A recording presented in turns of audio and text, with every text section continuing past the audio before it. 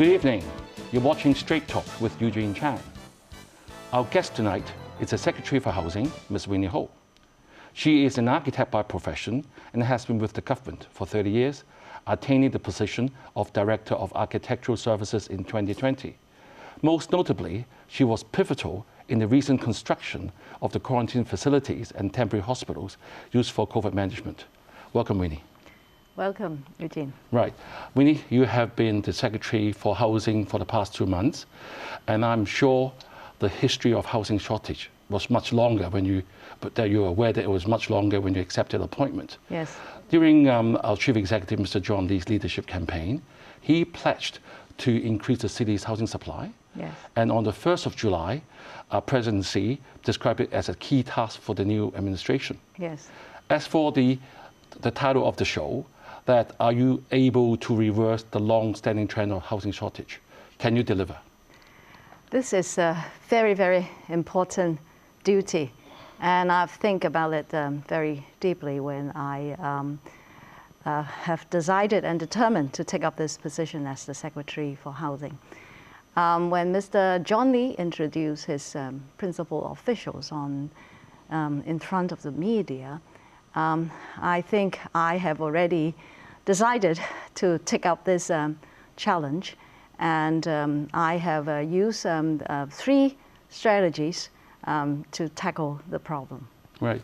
Just now when you said you are determined to solve this problem, but actually what went through your mind? Because people say this is a daunting task. For the last 25 years, this has been always been a Hong Kong problem. Yes. So what makes you so sure you'll be able to deliver when you took up the position?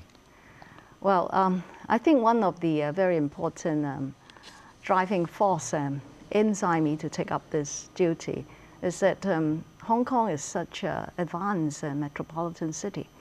When you still see so many people living in such a poor condition, it's quite heartbroken in a way.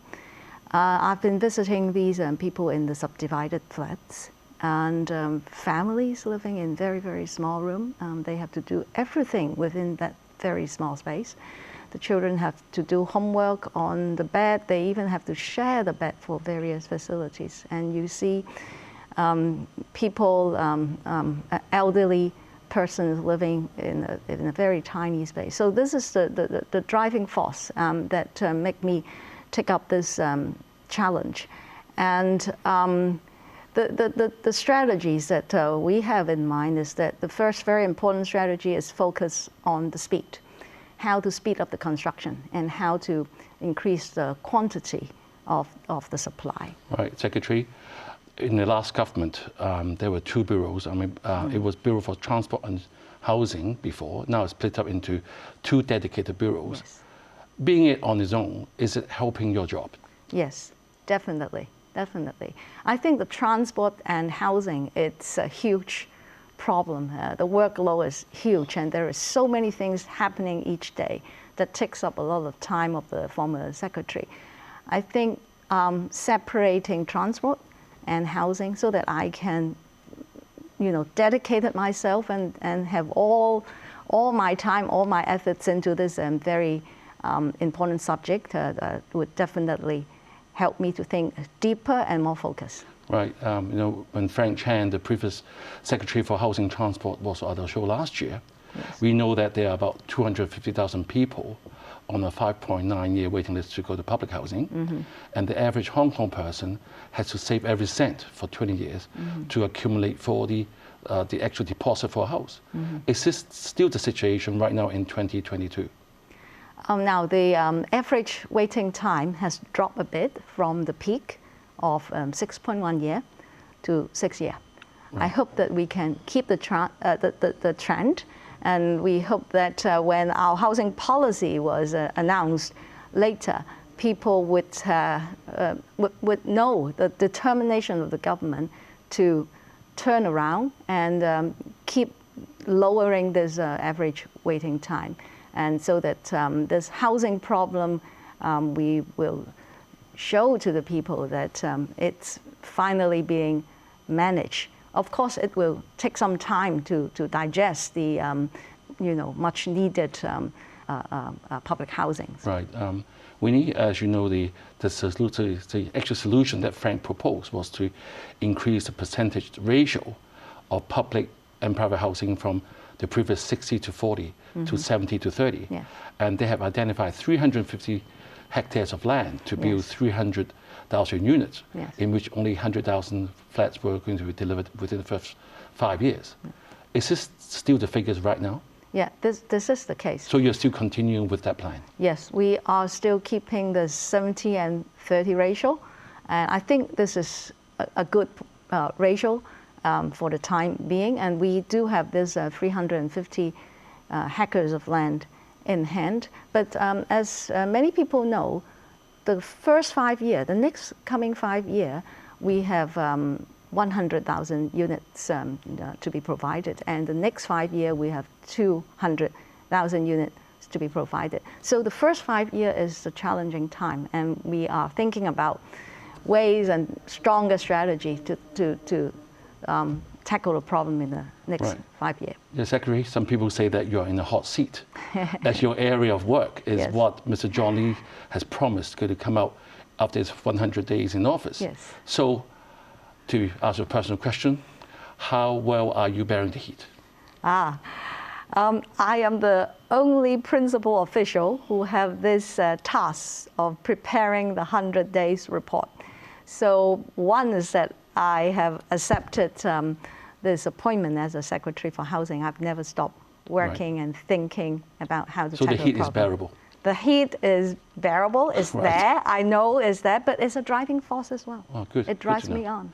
Right, and the government has pledged to reduce the waiting time for public housing from what we said, say 6 years, 5.9 to say previously 3 years, and they set up 2 task forces. Yes. One looking at the land supply, and now one looking at how to expedite the construction of the flats. So which one are you on? I'm on the task force for the public housing, expediting the public housing supply. And it is led by the Deputy Financial Secretary, and we work right away. We were appointed on the 1st of July, and we start working on the 6th of July, which is like the third working day.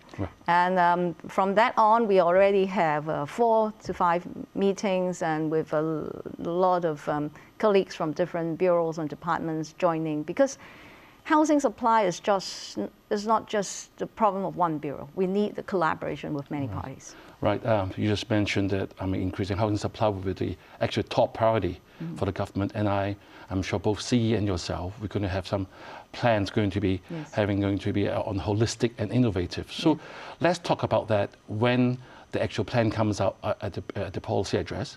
But I'm sure many viewers, they've actually messaged me and asked me to ask you, what are some of the basic principles that you're going to use? Because it's the same government, it's the same land we're looking at, the same problems. So can you tell us briefly what are the major principles you'll be working on, such as the modular integrated construction? I mean, that has been used in the makeshift hospital, hasn't it? Yes.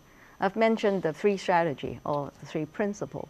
The first is to focus on the quantity and the speed, how to expedite.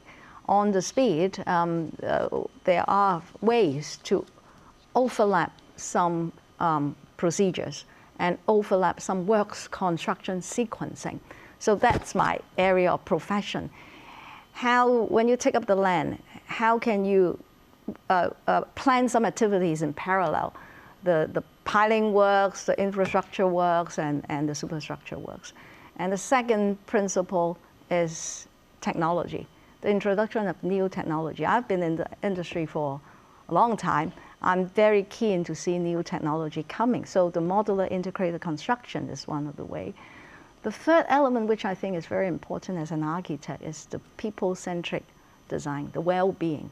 When we provided the public housing estates to the people, we want them to be happy in that place. So the well-being design of the housing estate is another strategy that I'm very interested to see in the new estates to come. Right, Winnie, before we go to the break, I want to ask you a question, because you mentioned about reviewing the policy of allocating the flats to the applicants. So key housing advisors suggested that the residents of those tiny subdivided flats should get a priority over those that are already living in public rental flats. What do you see to that suggestion? I think this is a very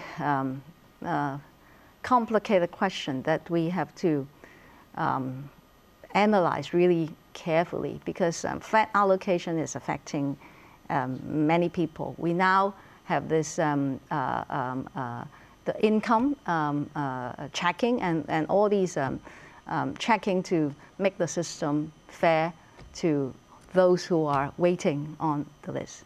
Right. So, Secretary, we have to take a break now, but stay with us, viewers. We will be right back.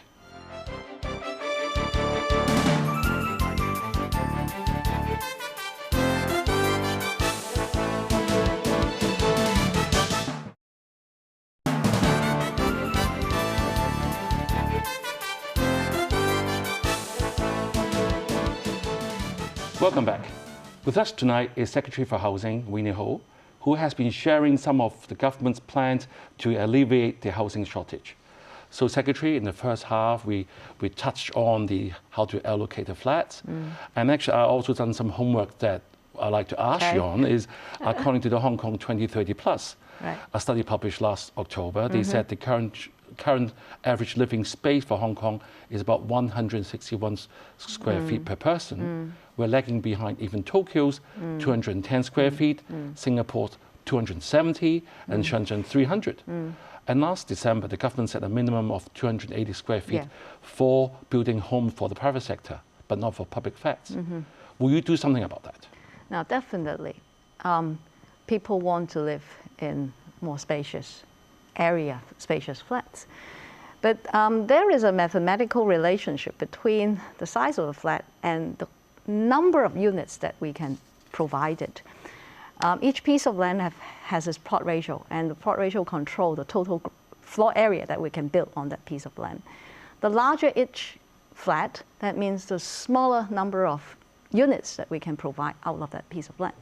So in the coming 5 year, 10 year, we're still in a shortage, a severe shortage. I think the quantity of the total number of units is still very important.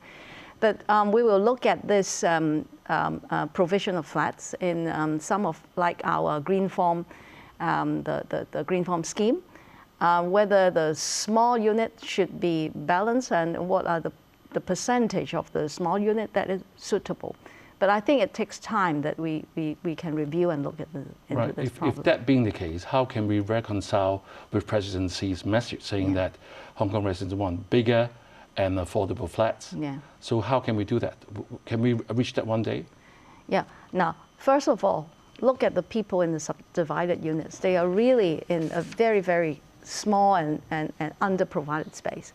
First of all, we need to provide more public housing, more decent living area to these people.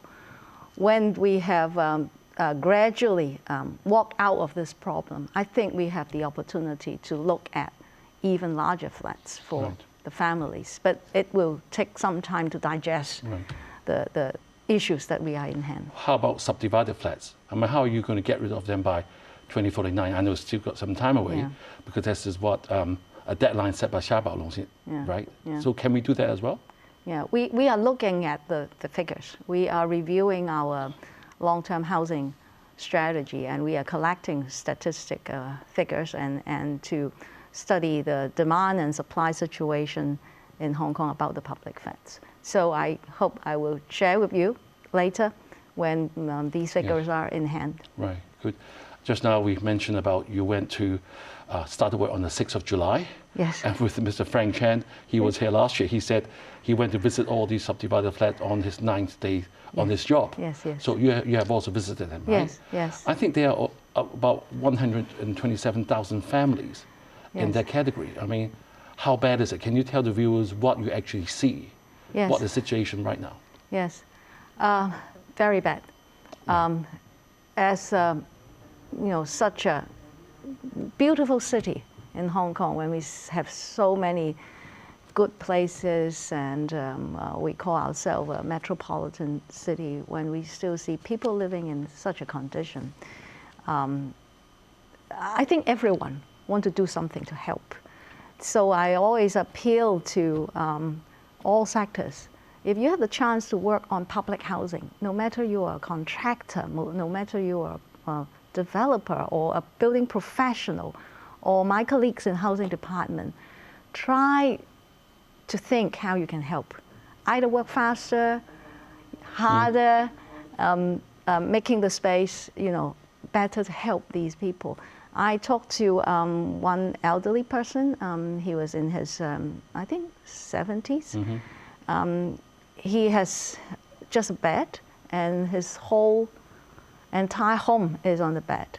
He has been a construction worker, worked in the restaurant as a caretaker. He did contribute to this city, right? He has create and has a contribution to the development of Hong Kong.